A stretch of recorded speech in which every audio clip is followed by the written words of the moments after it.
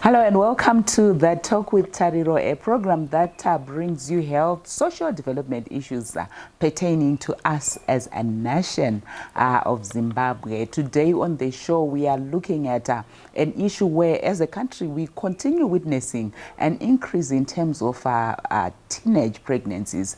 Adolescent girls are dropping out of school, despite the government government has rolled out comprehensive sexuality education, which allows girls to actually go back to school after delivery. We have a number of girls who are actually not even going back to school. So we want to go and look at the root cause. Why are we still continuing to witness an increase in teen pregnancies? We do know COVID-19 happened, and a lot of girls, that was one of the key drivers in terms of the idleness that was there. So we are looking at just empowering our girls for them to understand their bodies. And then when teenage pregnancy happens, how do we assist young mothers?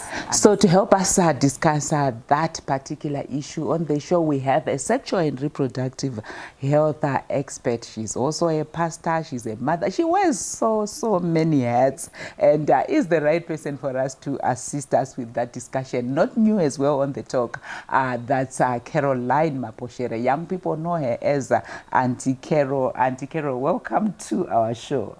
Thank you, Tariro. Thank you for having me. Yes. So when we're looking at the issue of a young person, young girl, understanding their body, linking to the issues of teen pregnancies that I was talking about, what is the importance of understanding one's body? Tariro, it's so important that young people, both young boys and young girls, understand their bodies.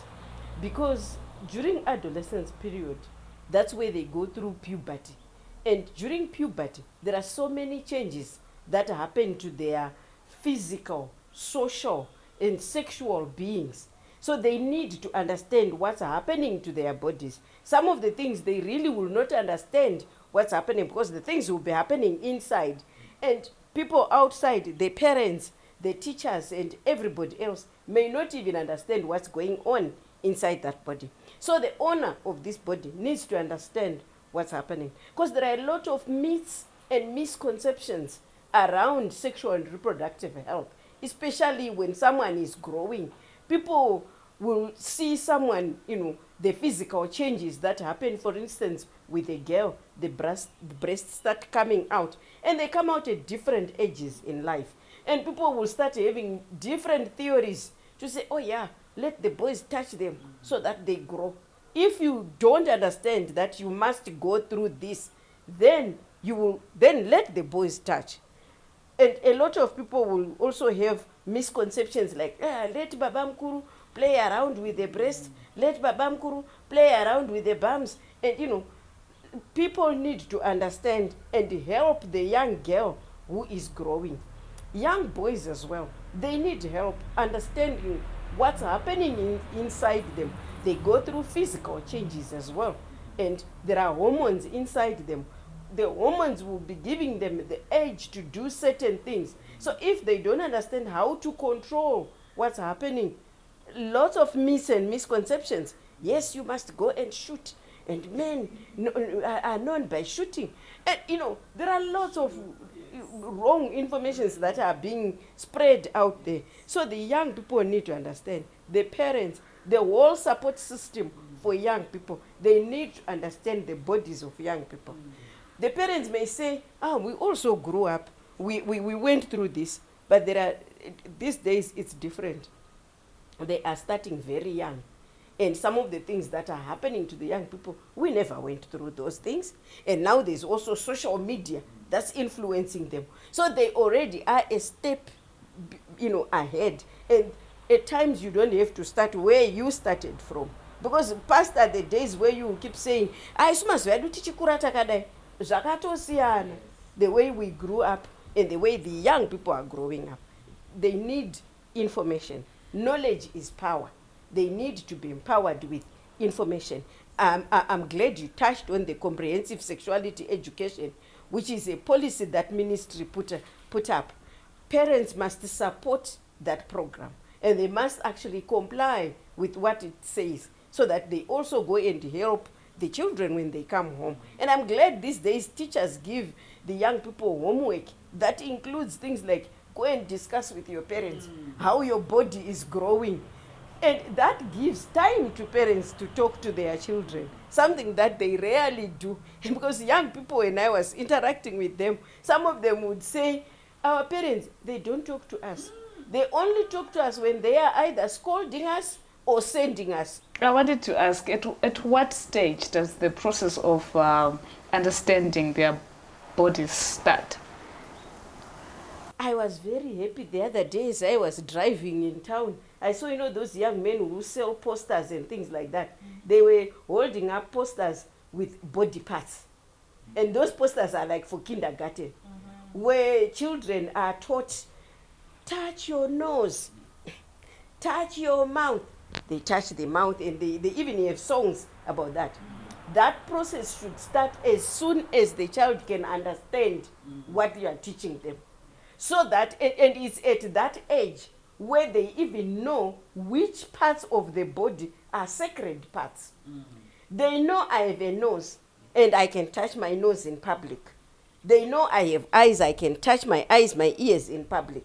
They also know that they have breasts. Even if those breasts haven't started growing, you don't touch and play around with your breasts in public yourself. And then they also have songs like, which ones are the sacred parts? No, you don't touch my breasts, you don't touch my private parts. And even like the kissing, yes, anyone, parents and anyone can kiss on the forehead, can kiss on the cheek. No, don't kiss me on the mouth.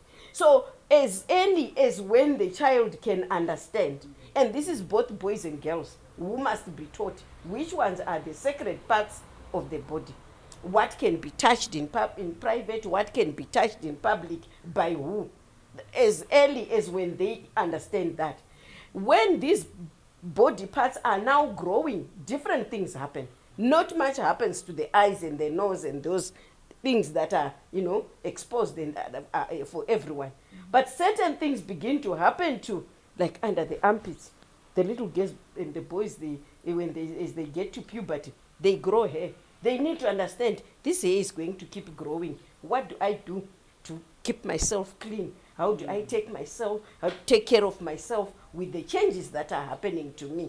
So, and you have to keep teaching them at every stage, new things at every stage. So there are targeted messages. When they are young and small, understanding their body, it's about who touches what and what can be done. And even as little boys and girls, we just had COVID. They had to be taught that they must wash their hands.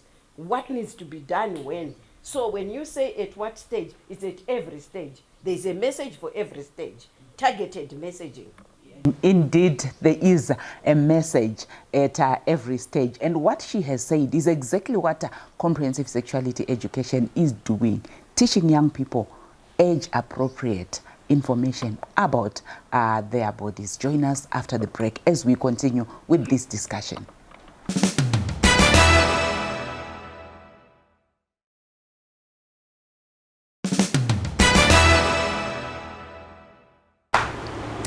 We continue with our discussion with Auntie Carol, where she's really unpacking in terms of when do we need to make sure that young people understand their bodies, because this is where it actually starts.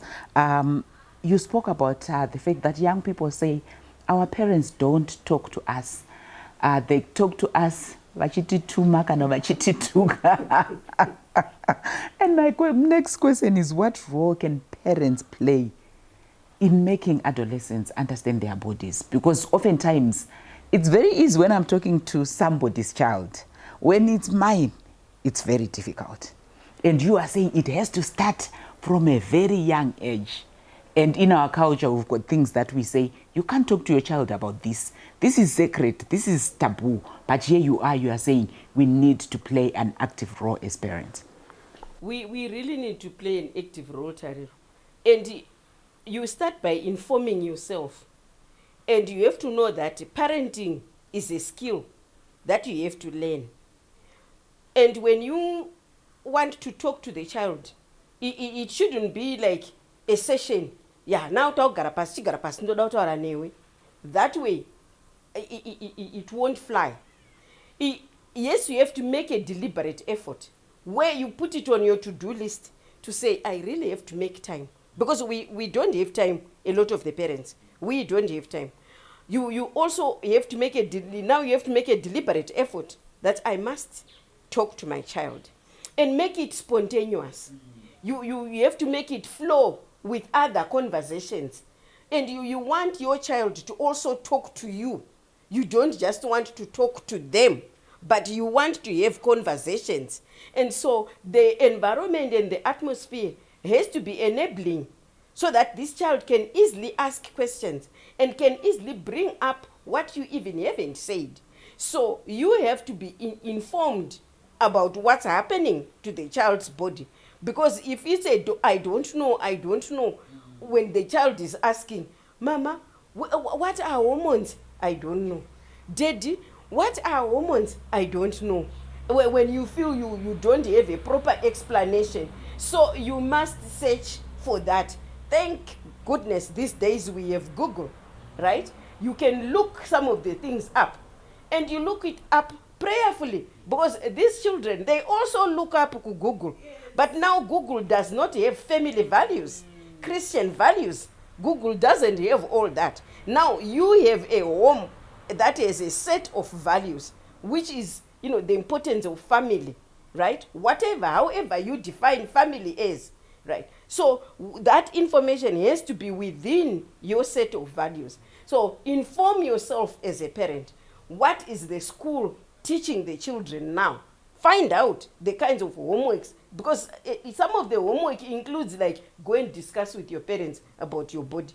You don't know that the child was supposed to discuss that with you, and they were too scared to ask you. Or the one time that you talked about body, you were probably beating them up to say this body is not being washed and what have you. So teach yourself about what it is that you must be now telling the child or talking to the child about. Give the children space to ask you, and be open so that they can also tell you what's happening to their bodies. Some of them are abused under your nose and you don't know, because you are not giving them time to say, you are saying this is not to be touched. You are saying this is, but Uncle so and so, or Auntie so and so. We hear of children that have been abused by maids and, the people that are around us, the people that we entrust our children with. And at times this has been going on for ages without the parents knowing. So the role of the parent is to, when the child is young, as they are bathing the child, they talk about the parts and they ask about, so what has been happening? So who has been, have you touched someone? Did someone touch you? And because your child may not just be a victim, but a perpetrator where you don't know. So that even at crash, they are the ones who are busy pulling or sticking, things into other kids' things. So you want to talk about that, so that comes up, because this child is doing it out of ignorance. Yeah. They just think we are playing. So they need to start from a very early age, where we know we are busy. Auntie Bath is the child and whoever is helping you, but do it yourself one time, and as you are doing it, make it play time, make it talk time. And the talking, you can be in the car, driving to wherever. Most of us just have our radios on, and we are not even talking to our children as we go to drop them. Talk about, switch off the radio and talk. What's happening? So what is this? Oh, that part is itchy. Why? What's happening? What's growing there? Cancers have grown on children without parents knowing or noticing. So we need to be informed as parents and as the children's support system. There are church programs that help. We must also encourage our children to go to those programs where the peers talk about those things in a setting where we have the values that we want our children to keep with. Well, I like the articulation. I would like to ask, how does this whole process aid to the growth of teenagers? It's not a one bullet thing that helps. It's a number of things. Because, like I mentioned, at puberty, there is physical growth. So with the physical, you can see what's happening, you talk about it, you use those posters as they are young. With the social, it's more than just you, because your child is interacting with more than just the parents. It's the teachers at school, it's the people at church, it's with the neighbors within the community. And we have expectations, you know, in our neighborhood or in our culture, as a child is growing, that at this point you are greeting people. At this point, this is what is happening to a child as they are growing. So the social development of this child, we enable it, and the social changes that will be happening are, you know, where you are now saying, who do you interact with and why? Where we are now saying, you don't talk to strangers, you don't do this to this, you don't touch other people, you know, and then the psychological part, the emotional things, and they are now becoming aware of themselves as sexual beings. You must talk about it, because they will begin to feel attracted to people in a different manner from the way they like tete and whatever. That attraction can, you know, is now sexual, where they are now saying, hey, I like to be with so and so, not just to discuss mates, but like to be with so and so. You know, something in my body just says, you know, I feel good, or I feel something inside me happening. You must discuss that something that they are feeling and how they should deal with what they are feeling. Because we don't want to talk about it. They feel sexually attracted to people. And you are busy saying, don't go close to boys. Now that you have your periods, the body is telling you to go close to that person. The body is telling them to go close to someone. It's the hormones inside, which is the hormones that also give the parents the desire to be with each other. So you want to discuss that with your children. Find a way, a healthy way to talk about it without you losing uno. We know in our culture some words you can't just go saying that word. Find a word and words that you come up with as a family to talk about that and help them, you know, with that process as they grow. They will respect you, and they will respect when they see you and they kissing, when they see adults doing what, they know this is natural. And make it very natural. Normalize these things. Even when you're talking about the periods, for the girl, you're telling them this is a normal process. Every woman should do that. And every woman, president, prisoner, everybody, good or bad, there are natural things that happen so that they don't feel bad when they see blood. So that they, even, we are talking to both boys and girls, so that even the boys, when they see a girl, she has blood on her dress, they normalize it. They don't have to laugh at someone. It's a natural and normal process. And you actually talk to them about how to be supportive to each other when that has happened. All right. That's Auntie Carol for you. Deep information really coming out. She unpacked one thing that we often not talk about, do not talk about, where she's saying sometimes your child is actually the perpetrator and they are doing that unknowingly. Also the fact that we need to normalize these conversations. Once we go through that process, we will get somewhere. So after the break, we would really want to look at the sexual and reproductive health decisions that are linked to understanding your body. Join us.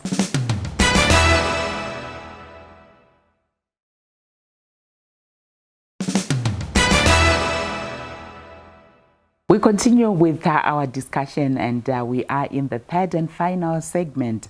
Auntie Carol, when we are looking at all these issues that we have spoken about, when a young person gets to understand their bodies, you spoke about all these changes that happen to both the boy child and the girl child.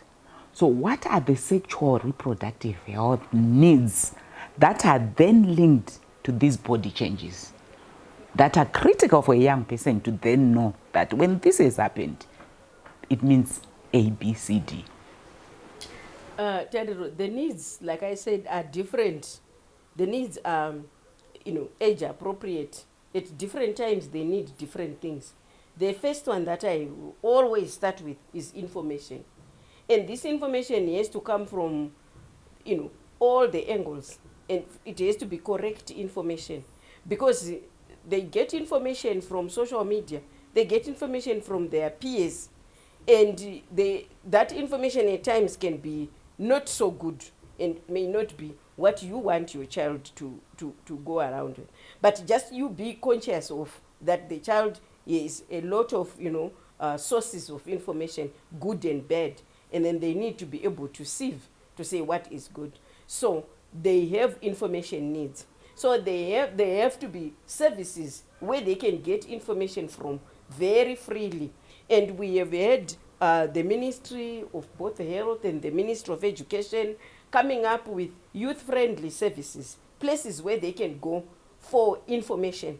Unfortunately, our health services right now, a young person cannot go and sit in a queue where people are queuing with illnesses to go and sit there, and they're in a queue and the nurse asks, what have you come here for? They say, I've come for information. That we haven't gotten to that stage. However, we are trying to come up with youth-friendly corners within that youth facility where they can go and look for information. So they need information. And they need understanding and supportive institutions that will understand their needs. Like I said, the health facility, yes, the facility staff are very busy. They may not have time to just give information because they are short-staffed and don't have time to sit down with this one. But the services, they have to be suitable for young people. They have to be services where they can go to, and whether they read pamphlets or they is someone where they can ask questions. And so information is power.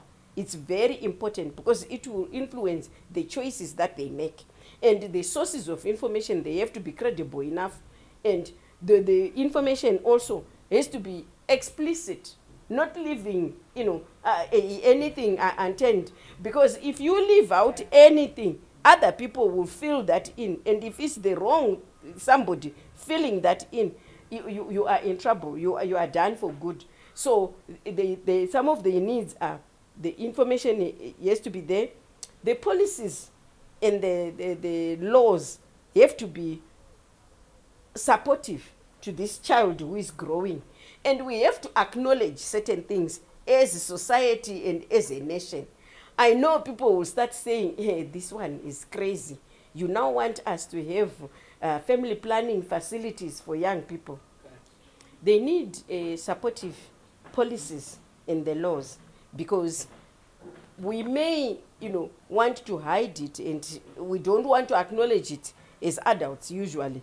We don't want to acknowledge that young people are having sex. We don't want to acknowledge and say, even as parents, or as pastors, or whoever we are, or teachers, but they are doing a lot of things. So we need them to have explicit information and have them go to services which are welcoming and which accept and acknowledge. We don't want them to do it, but they're doing it. So we have to approach it with that angle to say, fine, this is what is happening. What can we do about it? So they need access to family planning contraceptives. They need access to that. And we have to avail those and everything, all the methods that we can think of that young people can use. They need a supportive environment, like they need supportive teachers who are counselors, who can actually help them through the decisions that they will be making, because they need to make responsible decisions. They also need to be exposed to positive role models amongst the young people. There are young people who have good values, who make good choices, who have done well. So they need to be exposed to that, so that they see and emulate. And they need to see, young people learn most from us as models. They learn from what we do more than from what we say as adults, whether teachers or parents. So they need to be exposed to all that for them to be able to make responsible choices.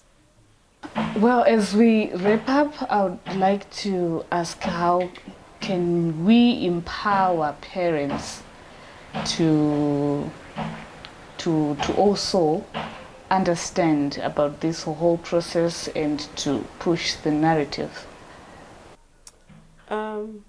The parents, firstly, they have to acknowledge that we have a mammoth task.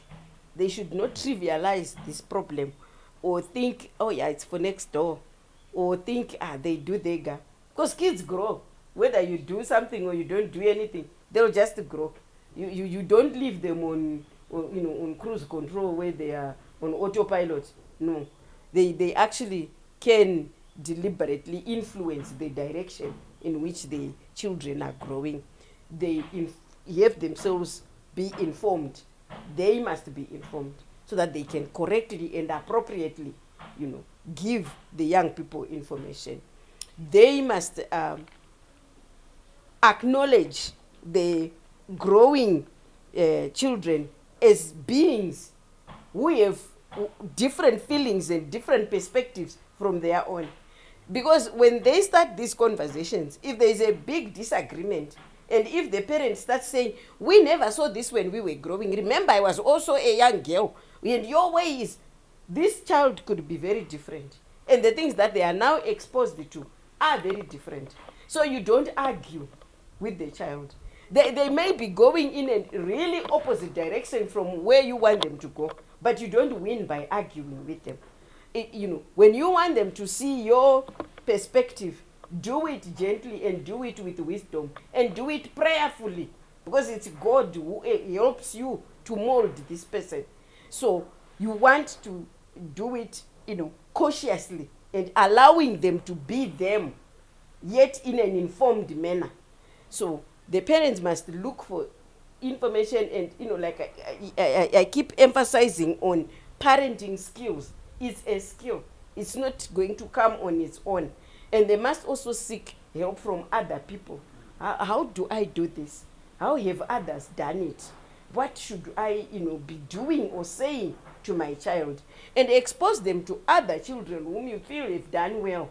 Let them go and speak to those, and you also go and speak to the parents of those ones. And I have a lot of faith and trust in institutions like churches, like clubs, and sports. Sport instills a lot of discipline in growing people, and it harnesses the energy where they are growing. They learn to be disciplined. They learn to control their feelings. They control their desires and whatever is happening. Mm-hmm. So encourage them to be in those kinds of spaces.